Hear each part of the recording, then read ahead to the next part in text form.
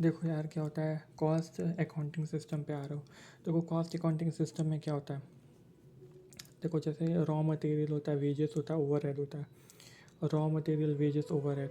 तो ये ना रॉ मटेरियल का जो चीज़ होता है वो ट्रांसफ़र होता है WIP का कंट्रोल अकाउंट में। वेजेस का भी होता है, वो भी WIP कंट्रोल अकाउंट में ट्रांसफ़र होता है। और ओवरहेड का भी WIP कंट्रोल अकाउंट में ट्रांसफ़र होता है।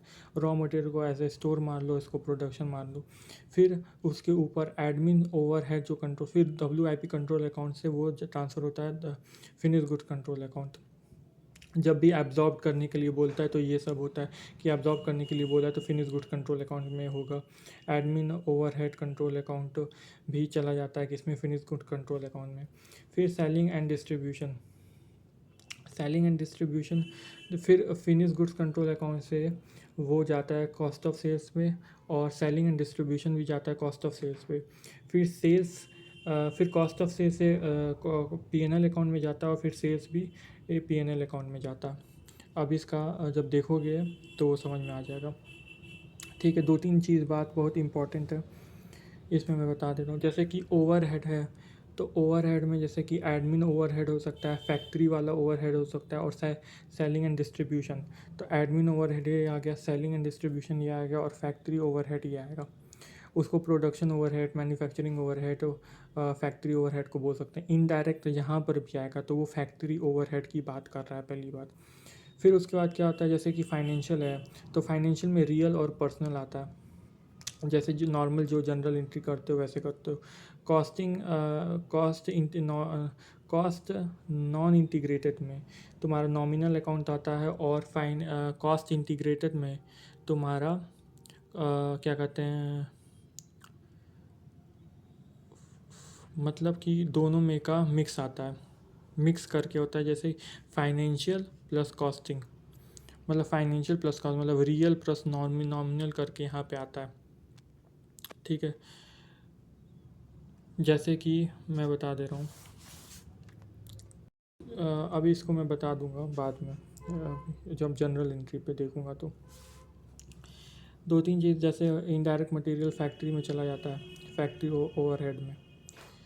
और जैसे कि इन और फाइनेंशियल में ना, किसी भी जैसे प्रोडक्शन हो गया, इशू हो गया, कोई चीज़ हो रहा है जो वर्किंग प्रोग्रेस है, तो ये सब फाइनेंशियल अकाउंटिंग में नहीं आती है।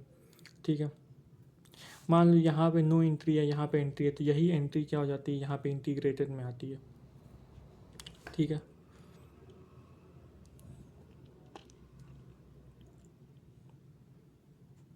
को रॉ मटेरियल के लिए SLC बोलते हैं, या रॉ मटेरियल कंट्रोल अकाउंट करते हैं। और एक CLC कोर्स खुलता है, या जनरल कंट्रोल लेजर अकाउंट खुलता है, सारा जो बैंक वंक होता है उसके लिए। ये मेनली खुलता है नॉन इंटीग्रेटेड अकाउंटिंग में, ये खुलता है। तो नॉन इंटीग्रेटेड इकानमी में जब सी वो खुलता है तो पहले उसको मत क्लोज़ करना, सबसे लास्ट में उसको क्लोज़ करना रहता है। क्यों? क्योंकि जब ये कॉस्टिंग P&L अकाउंट का जो प्रॉफिट होता है वो यहाँ पे चला जाता है। अब कॉस्टिंग P&L अकाउंट का प्रॉफिट कैसे पता चलेगा? अगर कॉस्टिंग P&L अकाउंट डेबिट में आ रहा है, डेबिट में बैलेंस आ रहा है कि टू बैलेंस है, तो इसमें क्या होगा, टू सॉरी टू CLC जा रहा है, मतलब टू CLC, तो इसमें तुम्हारा होगा, इधर क्रेडिट में आएगा CLC के, तो वो प्रॉफिट होगा। मतलब फॉर एग्ज़ाम्पल ये है कॉस्टिंग P&L है, तो यहाँ का जो आ रहा है यही तुम्हारा प्रॉफिट है, अगर बैलेंस आ रहा है तो। ठीक है,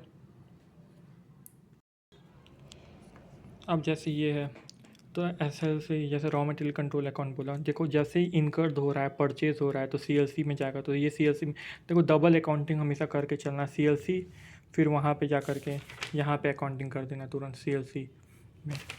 तो ऐसे करना, ऐसे मैं बता दी हूँ, ऐसे सब में करना। जैसे कि फिर उसके बाद से रॉ मटेरियल अकाउंट से ये हमेशा जानते ही हो, ये एब्जॉर्ब हो जाता है WIP कंट्रोल अकाउंट में। तो ये WIP कंट्रोल अकाउंट में तो दो एंट्री करते हुए चलना। तो जैसे कि पहले इसको WIP कंट्रोल अकाउंट में भेजो, तो फिर उसके बाद से सबसे पहले तुमको वेजेस कंट्रोल अकाउंट का करना होगा, फिर फैक्ट्री ओवर कंट्रोल अकाउंट का करना होगा, फैक्ट्री ओवरहेड, ये सीक्वेंस में करना होगा।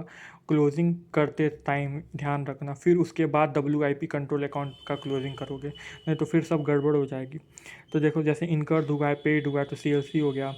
एब्जॉर्ब्ड हो रहा है, WIP कंट्रोल अकाउंट में एब्जॉर्ब होगा। फैक्ट्री ओवरहेड है, पेड हो रहा है, एब्जॉर्ब हो रहा है, तो WIP कंट्रोल अकाउंट में एब्जॉर्ब होगा। ठीक है।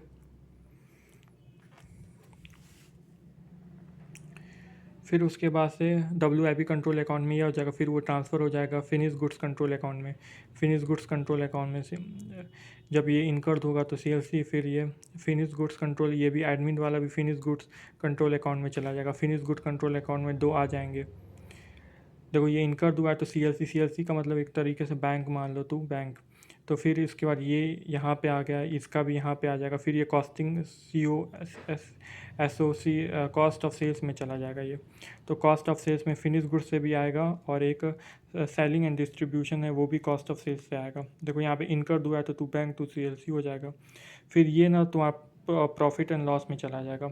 और तुम्हारा प्रॉफिट एंड लॉस में सेल्स का भी तुम्हारा ध्यान रखना, क्योंकि तुम बैंक ही है तो बैंक अकाउंट डेबिट पैसा मिलता है ना सेल्स करते हो, तो सेल्स अकाउंट होता है तो यहाँ पे आएगा। और ये कॉस्टिंग P&L अकाउंट यहाँ पे आएगा, तो कॉस्टिंग P&L के क्रेडिट में सेल्स चला जाएगा, और कॉस्ट ऑफ सेल्स यहाँ पे आ जाएगा। और जो भी प्रॉफिट होगा, देखो यहाँ पे प्रॉफिट हो रहा है तो ये प्रॉफिट है, तो यही प्रॉफिट ट्रांसफ़र हो जाएगा तुम्हारे CLC अकाउंट में। तो इस तरीके से ये पूरा चलेगा। ठीक है। अब तुमको यहाँ पे थोड़ा सा कन्फ्यूज़न होता है ओवर और अंडर एब्जॉर्प्शन में, तो वो मैं बता दे रहा हूँ। ओवर और अंडर एब्जॉर्प्शन से मान लो ना 1,10,000, 1,00,000 का एक्चुअल पेड हो रहा है, 1,00,000, लेकिन तुम्हारे पास 1,10,000 का एब्जॉर्ब तुम कर सकते हो, तो तुम ओवर एब्जॉर्प्शन में हो अगर यहाँ का ज़्यादा है। लेकिन तुम्हारा जैसे तुम मान लो कि तुम ना पिज़्ज़ा शॉप पे गए हो, बिल आया है 1,00,000 का, तुम्हारे पास 1,10,000, तो ओवर एब्जॉर्प्शन है। मान लो बिल आया 1,10,000 का, तुम्हारे पास 1,00,000 रुपये, तो ये क्या है, ये अंडर एब्जॉर्प्शन है। तो ये ओवर और अंडर एब्जॉर्प्शन इस तरीके से होता है। देखो यहाँ पे जैसे 1,00,000 का हुआ है, यहाँ पे 1,10,000, तो ओवर एब्जॉर्प्शन है। तो वो क्या है, ओवर और अंडर एब्जॉर्प्शन 1,00,000 थोड़ी ना है, वो 10,000 का जो एक्स्ट्रा है वो ओवर और अंडर एब्जॉर्प्शन है। तो अगर एब्जॉर्प्शन लिखा होगा तो तुम सबसे पहले तो WIP कंट्रोल अकाउंट में लिख दोगे, तुम्हारे पास 1,00,000 रुपये तो 1,00,000 रुपये लिख दोगे। अब तुम्हारे पास जो 10,000 रुपये है उसका क्या ट्रीटमेंट करना है, तो देखो अगर कुछ नहीं लिखा है तो वो ना तुम ना एक तरीके से उसको एबनॉर्मल मानोगे, और एबनॉर्मल कहाँ जाता है, कॉस्टिंग P&L अकाउंट में वो तुम्हारा चला जाएगा। अगर ना कुछ बताता नहीं है, अगर कुछ भी नहीं बताता है तो अगर एब्जॉर्प्शन है और कुछ भी नहीं बताता है तो वो तो डायरेक्ट कॉस्टिंग P&L में चला जाएगा। लेकिन अंदर एब्जॉर्प्शन है, बता देता है कि वो नॉर्मल नेचर का है, तो इस तरीके से करोगे जैसे ओवरहेड की ट्रीटमेंट में करते हो। तो नॉर्मल है तो तुमको क्या करना होगा, तुमको क्लाइंट से वसूलना पड़ेगा, तो उस तरीके से ट्रीटमेंट कर दोगे। देखो यहाँ पे क्या बोल रहा है, ओवर एब्जॉर्प्शन है। अब यहाँ पे ओवर एब्जॉर्प्शन है, ओवर एब्जॉर्प्शन बताया तो वो डायरेक्टली चार्ज हो जाएगा, तुम्हारा कॉस्टिंग P&L अकाउंट में से चार्ज हो जाएगा। ठीक है।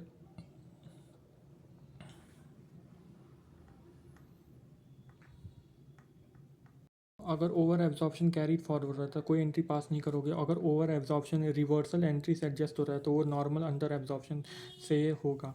तो ठीक है, इस तरीके से तुम्हारा ये हो गया। और बाकी का तुमको जैसे कि एब्जॉर्प्शन देखते हैं, तो जैसे कि तुमको पता है फैक्ट्री ओवरहेड का WIP में एब्जॉर्प्शन होता है। जैसे एब्जॉर्प्शन वर्ड दिया है तो एब्जॉर्प्शन इसमें होता है। जैसे इसमें एब्जॉर्प्शन वर्ड दे रहा है तो एडमिनिस्ट्रेशन ओवरहेड का किस में एब्जॉर्प्शन होता है, तो फिनिश गुड्स कंट्रोल अकाउंट में। तो इस तरीके से होगा। ठीक है। अब जरा मैं एंट्री की बात कर लेता हूँ। तो देखो जैसे कि यहाँ पे नो एंट्री लिखा हुआ है, तो नो एंट्री लिखा, तो यही चीज़ तुम्हारी क्या होगी, इंटीग्रेटेड में आ जाती है। तो मान लो जैसे purchase account debit to cash है, तो यहाँ पे परचेज तो नहीं लिखोगे, raw material control account debit to CLC account करके लिखोगे। ठीक है। तो लेकिन इंटीग्रेटेड में क्या होगा, इसका ले लोगे और इसका लोगे, तो इसका क्या लोगे, यहाँ पे CLC अकाउंट को एलिमिनेट, मतलब इस CLC की जगह यहाँ पे कैश बैंक आ जाता है, क्रेडिटर्स आ जाते हैं। तो यहाँ पे वही कैश और रॉ मटेरियल कंट्रोल अकाउंट यहाँ से ले लोगे। तो ऐसे करके ये ट्रीटमेंट करोगे। ठीक है।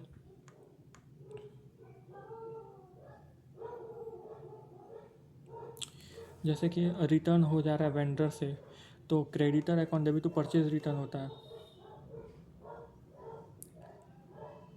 तो क्या हो रहा है, तो तुम्हारा जो रॉ मटेरियल का जो पैसा, जो रॉ मटेरियल कंट्रोल अकाउंट, जैसे तुम खरीदते हो तो तुम तो CLC करते हो, इशू करते हो तो बाई करते हो, तो जब अगर रिटर्न भी हो जाता है तो तुम्हारा बाई ऐसे रॉ मटेरियल कंट्रोल अकाउंट होगा।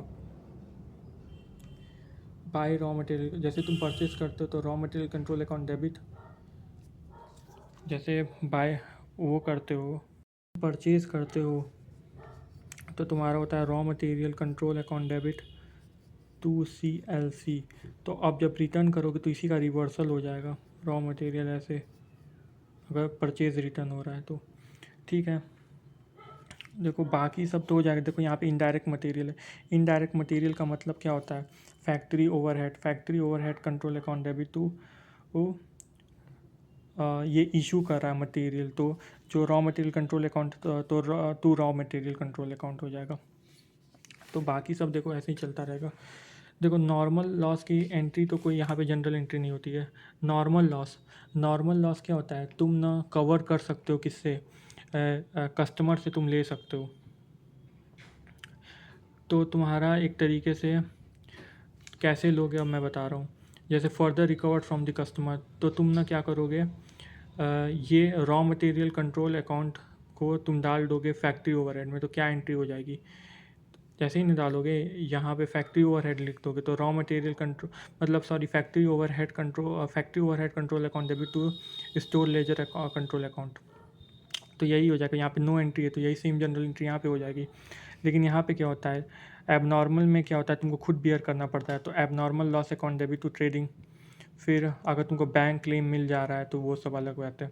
तो यहाँ पे क्या होगा, ट्रेडिंग अकाउंट की जगह तुम्हारा रॉ मटेरियल कंट्रोल अकाउंट आ जाएगा, और बैंक उनकी जगह costing P&L account debit to abnormal loss. तो यहाँ पे देखोगे क्या क्या ले लोगे, तो यहाँ पे इसका तो एबनॉर्मल, इसका तो SLC ले लोगे, और इसका तुम बैंक और P&L ले लोगे, तो इंटीग्रेटेड में आ जाएगा। देखो ये आता है लेबर कॉस्टिंग। लेबर कॉस्टिंग मतलब कि तुम्हारा wages account, wages control account बनाते हो ना वो, तो वेजेस कंट्रोल अकाउंट में वेजेस कंट्रोल अकाउंट बनाते हो तो यहाँ पे तुम्हारा आता है ना कि एक तो VIP, अगर डायरेक्ट वेजेस हो रहा है,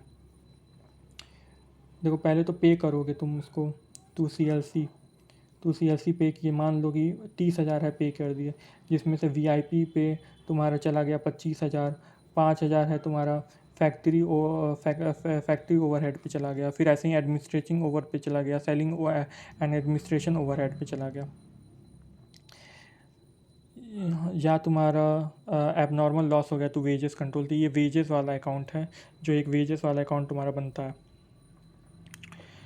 ठीक है, तो ये एंट्रीज़ को देखो, एंट्री समझाने लग जाऊँ तो काफ़ी टाइम लग जाएगा, तो ये एंट्री देख लेना। देखो जब WIP control account debit to CLC, तो WIP control account debit to CLC अगर डायरेक्ट एक्सपेंसेस हो रहे हैं, तो यही हो गया ना, डायरेक्ट वेजेस हो रहे हैं या डायरेक्ट एक्सपेंसेस हो रहे हैं, तो वो सारा WIP में जाएगा टू CLC।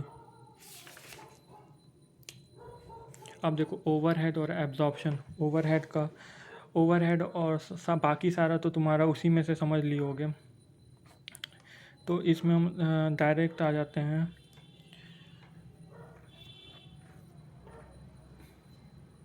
एब्जॉर्प्शन वाले पे। देखो एब्जॉर्प्शन कर रहे हो, तो एब्जॉर्प्शन तो जैसे कि मैंने बताया था फिनिश गुड्स कंट्रोल अकाउंट पे ही एब्जॉर्प्शन होता है तुम्हारा एडमिनिस्ट्रेशन ओवरहेड का, लेकिन अंदर absorption of the administration overhead है। तो मान लो कि 10 लाख, तुम्हारे पास 10,10,000 का बिल आया, तुम्हारे पास 1 लाख एब्जॉर्ब कर लियो, तो 10,000 कहाँ पे जाओगा, तो 10,000 जो तुम्हारा है वो एक तरीके से अंडर एब्जॉर्प्शन है।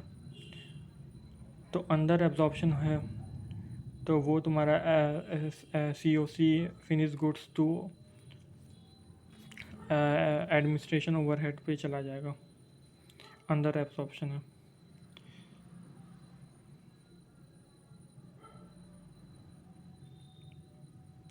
ऐसे ही तुम्हारा अंडर एब्जॉर्प्शन है, तो ये तो एसओसी ओवर इज एब्जॉर्ब्ड, अगर देखो ओवर एब्जॉर्ब्ड है, एसओसी ओवर एब्जॉर्ब, तो वो तो ट्रांसफ़र होगा किस में, पीएनएल ही में। अंडर एब्जॉर्ब का देखना पड़ता है कि पीएनएल में जाएगा कि एसओसी उससे चार्ज होगा।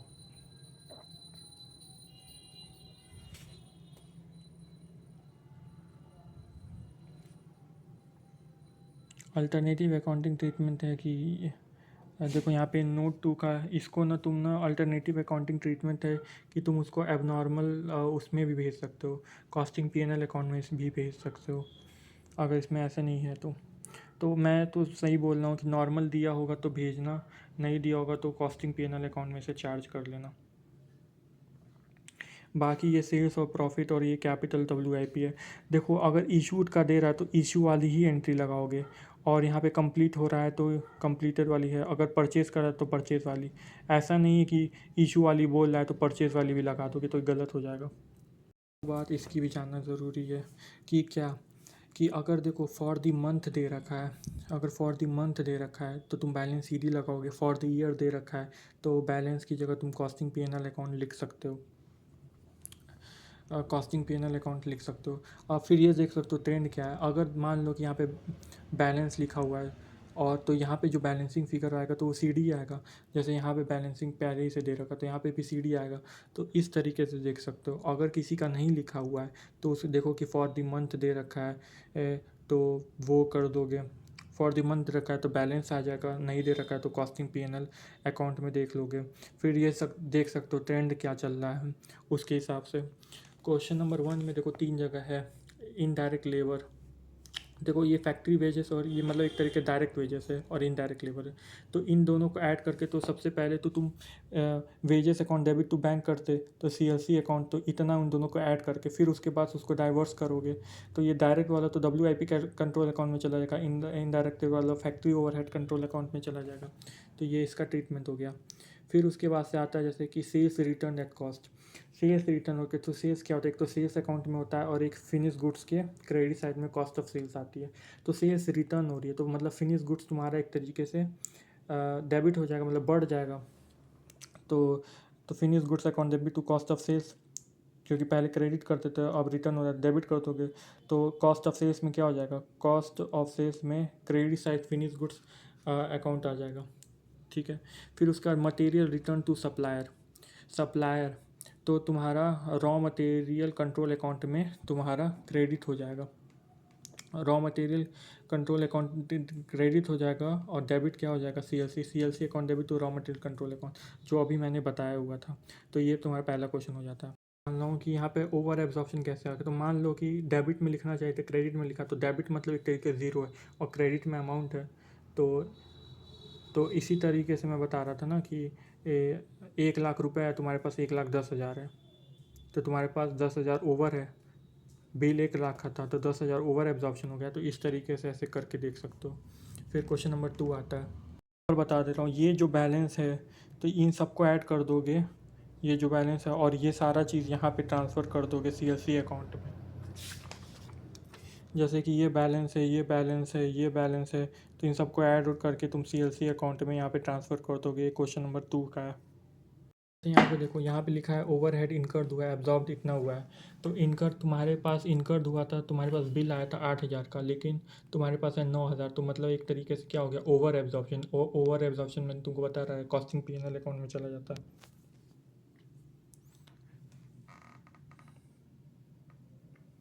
अब ऐसे मत जज कर लेना कि ओवर है कि अंडर है, ये तुम्हारा गलत अप्रोच हो जाएगा।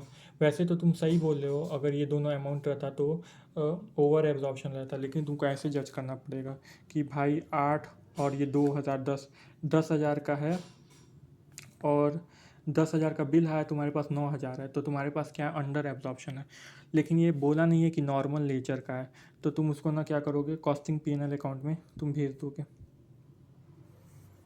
कॉस्टिंग पीएनएल अकाउंट में भेज दोगे। अब देखो यहाँ पे देखो बैलेंस वैलेंस नहीं दे रखा, और ये ना फॉर द ईयर दे रखा है, फॉर द ईयर का, इसीलिए कॉस्टिंग पीएनएल अकाउंट में, नहीं तो तुम बैलेंस भी लिख सकते थे। तो ऐसे देख करके जज करना। में देख रहा है वेजेस पे, तो तू सीएलसी कर दोगे, और जो 2000 इनडायरेक्ट है, तो 2000 तो प्रोडक्शन वो फैक्ट्री ओवरहेड में चला जाएगा, बाकी का तुम्हारा डब्ल्यूआईपी अकाउंट में चला जाएगा। जैसे ऐसे से 50,000 का, तो 50,000 यहाँ पे सीएलसी में, और ये बाकी कॉस्टिंग। तो भाई दो डबल इफेक्ट देते हुए चलोगे तो गलत नहीं होगा। तो ये सेकंड वाला हो गया तुम्हारा। थर्ड वाला यहाँ पे ओवर अंडर कैसे लिखा है कि पहले तो डेबिट होना चाहिए था, तुम्हारा क्या हो रहा है, क्रेडिट है, तो क्या हो गया, ओवर एब्जॉर्प्शन है। यहाँ पे तुम्हारा क्रेडिट होना चाहिए था, लेकिन क्या है, डेबिट है, तो ये क्या है, सॉरी यहाँ पे जीरो है और क्रेडिट है, तो ओवर एब्जॉर्प्शन है। और यहाँ पे जीरो है, ये है, तो ये क्या है, ये तुम्हारा अंडर एब्जॉर्प्शन है। तो इस तरीके से ऐसे जज कर सकते हो। देखो सिंपल जो यहाँ पे दिया रहता है ना, सबसे पहले उनके अकाउंट खोल लेना। यहाँ पे दिक्कत आएगी, material issue to job. Job का मतलब वही तुम्हारा डायरेक्ट होगा, और ये डब्ल्यूआईपी कंट्रोल अकाउंट में चला जाएगा। तो मतलब कि देखो यहाँ पे डब्ल्यूआईपी कंट्रोल अकाउंट 477, और ये डब्ल्यूआईपी कंट्रोल अकाउंट में चला जाएगा। दो इफेक्ट दे करके चलना, मैं बार बार बता रहा हूँ। वो वेजेस वाला है, आप तुम समझ गए होगे वेजेस वाला कैसे होगा। फिर उसके बाद है जैसे transportation of the indirect material. Indirect material का मतलब क्या होता है, फैक्ट्री ओवरहेड और उसका ट्रांसपोर्टेशन। तो मतलब कि एक तरीके से इनकर हो रहा है, तो मेरे ख्याल 2 CLC होगा। कितना अमाउंट है, 8400।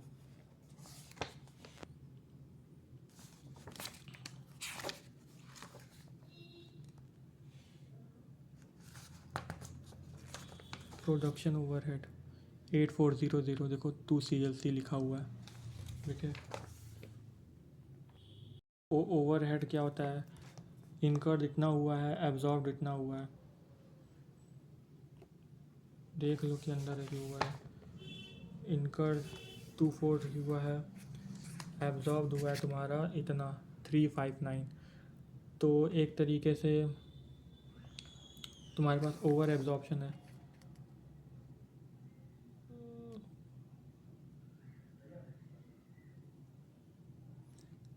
नहीं, तुम्हारे पास ओवर एब्जॉर्प्शन नहीं है, तुम्हारे पास क्या है, एक तरीके से अंडर एब्जॉर्प्शन है। अंडर एब्जॉर्प्शन है, और ये सब देख करके कंसीडर करके अंडर ओवर का करोगे, तो देखो यहाँ पे बैलेंस BD दे रखा है, तो ऑब्वियसली बैलेंस CD हो जाएगा। तो इस तरीके से देख करके करना।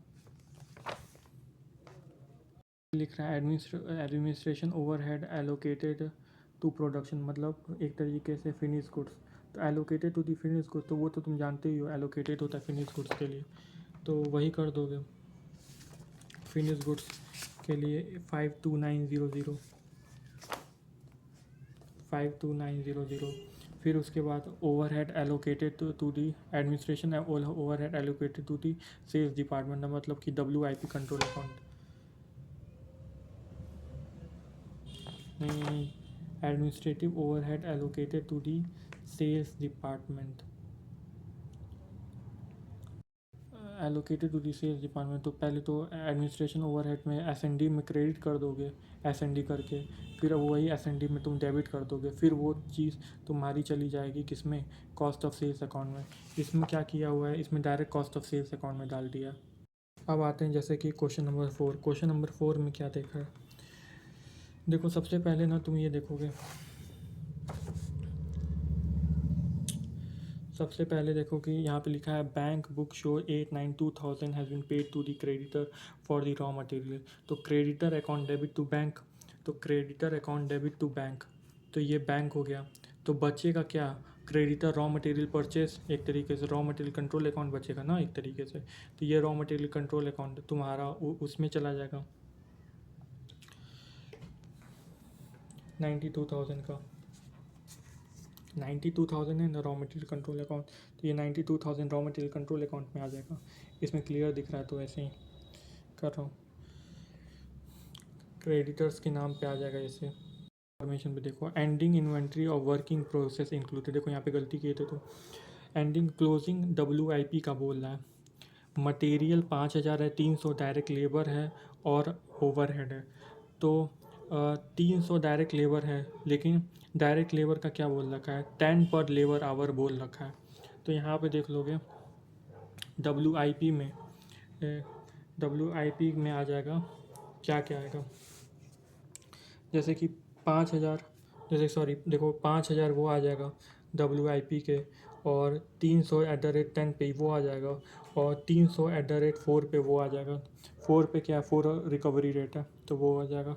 तो ये यहाँ पे हो जाएगा। फिर उसके बाद से दी जॉब का शो द वर्कर है वर्क 60,000 घंटे, द वेजेस रेट पर 10। तो एक तरीके से ये वेजेस वाला हो गया,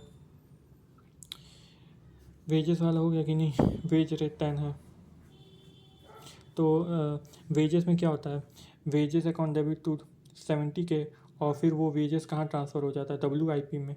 तो फिर वही आ जाएगा WIP में 70,000 का, ठीक है।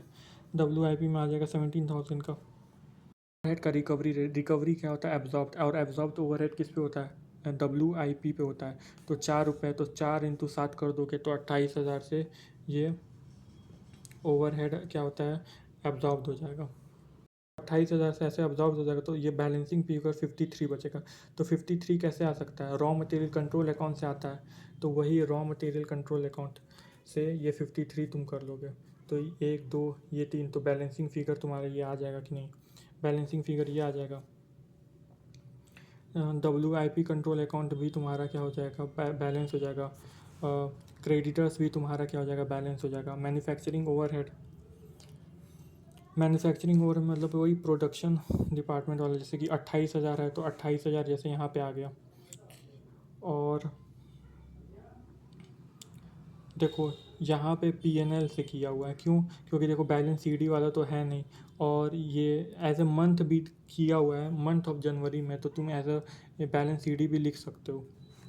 फिर उसके बाद आता है finish goods control account. Finish goods control account में तुमको पता ही होगा, फिनिश गुड्स कंट्रोल अकाउंट कि 5/1 है, तो ये यहाँ पे आ गया 5/1, और बैलेंसेस दिया हुआ है। तो यहाँ पे क्या आता है फिनिश गुड्स कंट्रोल अकाउंट में, कॉस्ट ऑफ सेल्स ही आता है, तो ये हो गया।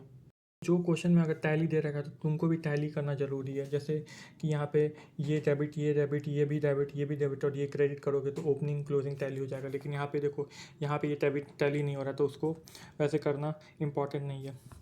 यहाँ पे देखो 675 को इससे डिवाइड करोगे तो तुम्हारा रेट आ जाएगा, कितना रेट आएगा, 1.5 के करीब आएगा, ठीक है।